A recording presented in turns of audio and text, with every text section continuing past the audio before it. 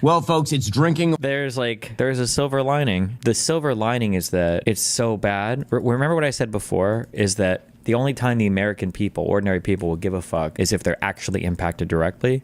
Well, this is an actual direct impact.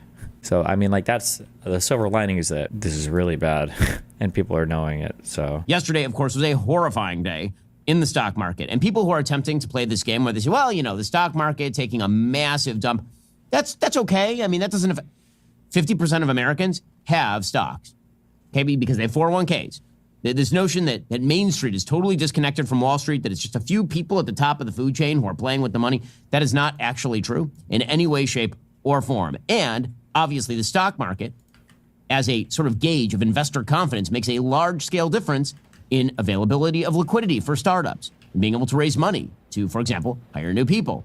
If the stock market tanks by half, that's a pretty good indicator, for example, that bad things are happening. And if the stock market continues to gain steadily, that's an indicator that maybe some good things are happening. And this isn't too tough. It's not too sophisticated. It doesn't mean that every time there's a little bit of a sell-off, it's the end of the world. And it doesn't mean that every time there's a run-up, that means that amazing things are in the brewing. That's true. What it does mean is that ignoring data is not, in fact, a good form of analysis. The stock market does provide data, and in fact, we have lots of it.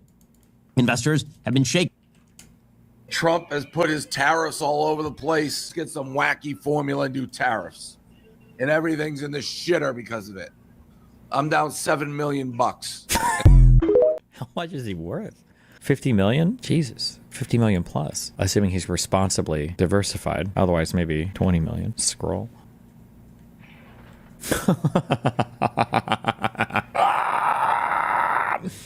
Taken by President Trump's tariff regime. They're not sure what to expect. They're not sure what comes next. There are a lot of conflicting messages coming out of the White House. So yesterday, the U.S. market suffered its steepest decline since 2020. Global trade war and dragged the United States economy into a recession, according to the Wall Street Journal. Major stock indices dropped as much as 6% on Thursday. Stocks lost roughly $3.1 trillion in market value. That is their largest one-day decline since March 2020. And of course, March 2020 was COVID.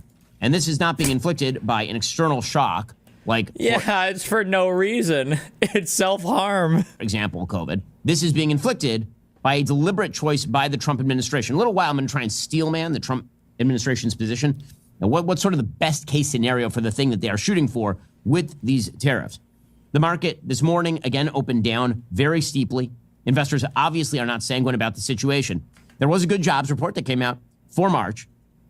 The employment report came out at 228,000 jobs added in March, which was more than forecast. Of course, that is a backward-looking report. So it didn't have a massive impact on the markets today because people are saying, well, yeah, I mean, the economy was doing fine. And then Donald Trump decided to take a giant stick and stick it right in the bicycle spokes. That is what the market is saying right now. Now, again, that data came as a bit of a surprise because economists were expecting it to be a little bit slower. This came amid a federal jobs decline. So normally this would be like a point of giant celebration for the Trump administration. Jobs increase, federal jobs go down. But the problem, of course, is that policy just radically changed. So looking at the jobs report based on a time when there were not these sorts of tariffs, that is not comparable to what is going to happen next. So investors are freaking out. The Wall Street Journal quotes a man named Rob Citrone, a 60-year-old hedge fund manager, watching from his Orlando, Florida home as President Trump announced his plans.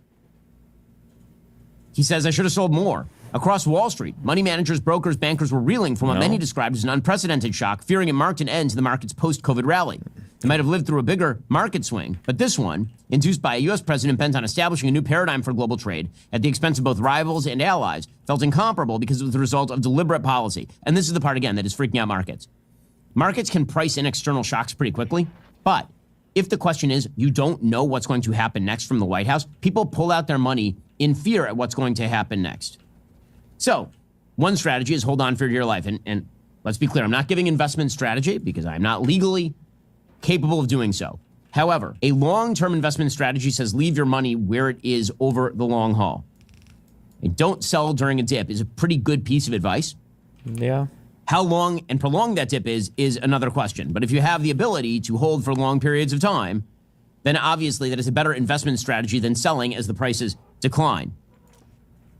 As far as the idea that this was going to have a salutary impact on job creation in the United States, the early indicators are at best mixed. Stellantis, for example, has now temporarily laid off 900 workers in the United States. This, of course, led to criticism from the UAW. The UAW is very happy about the tariffs until precisely the moment the economic effects of the tariffs are felt.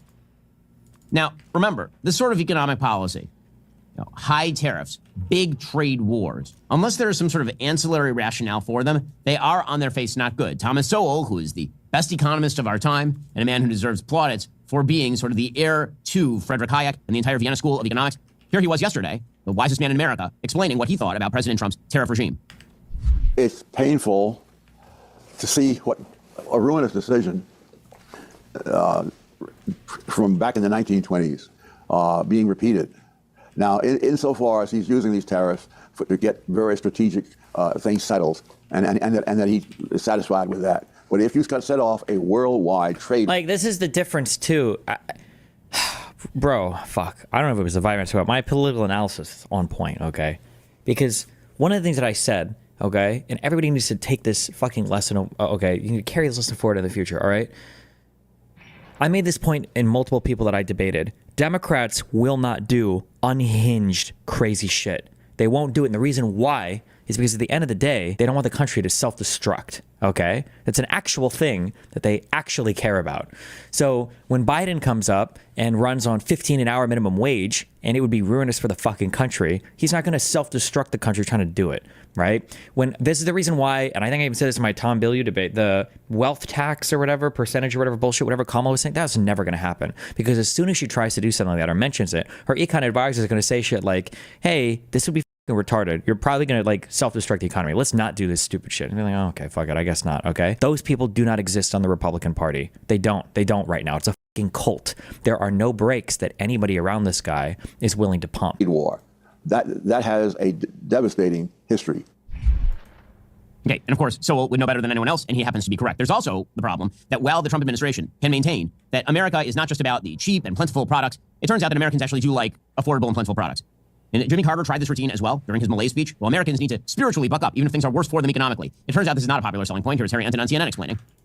It's the American people who are the naysayers, oppose new tariffs on other countries. All goods, look at this. 56% of Americans oppose new tariffs on all goods. How about cars in particular? 56% of Americans. And these numbers are probably scary still, because I'm willing to bet if they broke it down by party, it would be like 85% of Democrats and like 30% of Republicans. This cult shit is a fucking problem. It's a problem. Oppose new tariffs on imported cars and car parts. Look, the bottom line is the American people oppose. No. They do not want new tariffs. I looked at a ton of polling. It's really hard to find any in which you find folks supporting new tariffs. And that is going to be only more true if the economy actually declines on the back of all of this. The stock market, and then more broadly, the economy, employment, investment opportunity, problems with mortgages. One of the big problems here is that, of course, there's a lot of corporate debt in America. Companies operate on marginal growth. And if that marginal growth goes away and that corporate debt gets called in, you got a problem on your hands. And again, this is being created by the Trump administration. As I mentioned yesterday, I mean, I know business people who import products. These are domestic American businesses with American employees, and they have to import their inputs to their products. And they're getting smashed by these tariffs. So President Trump, one of the big problems here also is the level of uncertainty. There's a huge level of uncertainty as to what exactly President Trump is trying to accomplish. The uncertainty is its own form of risk, because if the markets don't know what President Trump is doing, if they don't have a perspective on how long this is going to last, what the end goal looks like, people start pulling their money. People say, listen, I know I'm not supposed to sell into a dip, but I'd rather sell into a dip and have at least some dry powder in the back room than ride this thing out. So President Trump, the White House, they have put out a set of talking points to their allies that was obtained by Politico. And here are their talking points. And again, the problem with some of the talking points is that they're mutually exclusive. President Trump is revolutionizing the global trade order to put the American economy, the American worker, and our national security first. Okay, so again, I don't know what revolutionizing the trade order looks like. What is the end goal of the trade order? If the end goal is everybody goes to zero on their tariffs knows, buddy. and non-tariff barriers, sounds great. Knows. But totally unclear if that's the case at this point, because again, there are countries that also fuck you. He said he was going to do this the entire fucking time. He always said he was going to do this. He always said he was going to do it, and then he came into office and he did it. None of this should be a surprise. None of this should be a surprise. Extraordinarily low tariffs with the United States, who just got smashed by these tariff rates. The White House continues, foreign trade and economic practice have created a national emergency, and President Trump's order imposes responsive tariffs to strengthen the international economic position of the United States and protect American workers. Now, again, It is not true that foreign trade has created a quote-unquote national emergency by any technical terminology with regard to a national emergency. You can say that you don't like the trade balance. You can say that you don't like that certain industries have been offshored and you want to reshore them for national security reasons or whatever. It is not a national emergency. The United States economy remains the most powerful economic engine on planet Earth by a long shot. It is not particularly close still. China has bulk, but the United States has actual power. Bulk and power, similar, but they're cousins. They're not exactly the same. The idea that these are reciprocal tariffs or responsive tariffs, the problem there, again, is if I thought these were responsive tariffs, and I think if the market thought that, they'd be a lot more sanguine. Because the question is what comes next. Is President Trump going to try to cut bilateral deals with various countries to lower the tariffs back down to zero? Or is he doing this because he just doesn't like trade deficits? This is the problem I was pointing out yesterday. That giant poster board that he was holding up that showed, quote, tariff rates for various countries on our goods. It's not true. Those were not tariff rates. They had nothing to do with tariffs. Those were trade deficits divided by imports. Meaning the only way to get those numbers down to zero would be for those other countries to just buy more American product, regardless of whether they are poor or whether they even have tariffs on American product in the first place. It is the equivalent of you saying that you're running a deficit with your grocery store. You're running a trade deficit with your grocery store because you gave them money and they gave you goods. And the only way that you're going to achieve parity is by getting the grocery store to buy fan belts from your factory. The talking points go on. For decades, the trade status quo has allowed countries to use unfair trade practices to get ahead at the expense of hardworking Americans. And again, you want to label things that want to get rid of them. I'm using tariffs as leverage, good. Tariffs without leverage, simply as a way of quote-unquote rejiggering the global order, I don't know what you're going for, and neither do the markets, and that's why they're freaking out. The distorted trading system has caused the offshoring of our manufacturing base. Okay, the reality is our manufacturing productivity has gone up significantly since the beginning of NAFTA in 1997. It has risen from about $1.7 trillion to $2.4 trillion, something in that neighborhood. The manufacturing base in the United States, in terms of jobs, has actually been harmed not predominantly by offshoring, but by automation. If you're talking about jobs in factories, why those are going away, the answer is robots.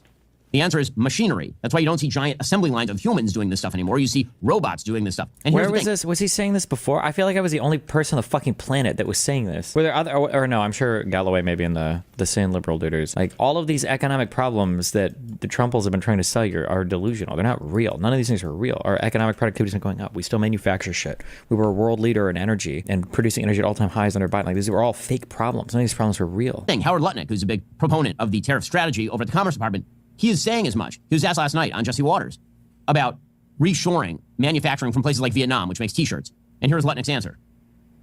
Now, we're not going to have all factories come back. Like clothing manufacturing, that's tough to bring back. But what kind of manufacturing are you talking about returning here?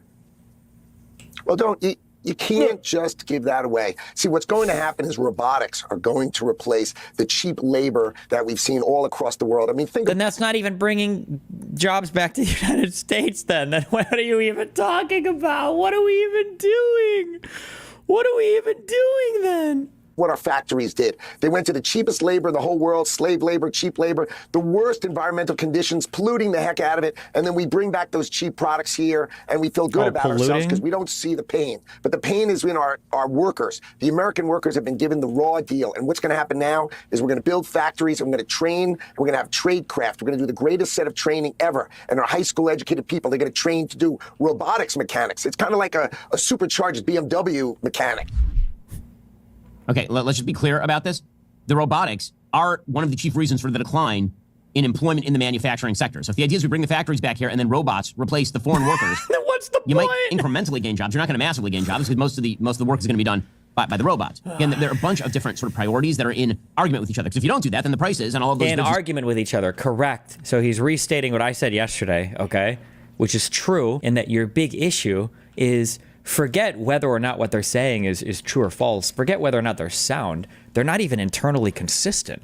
Like these aren't even internally consistent principles. They contradict themselves. It's just so stupid. And services rise dramatically. If you just do it with American union labor, it's going to be way more expensive for American consumers.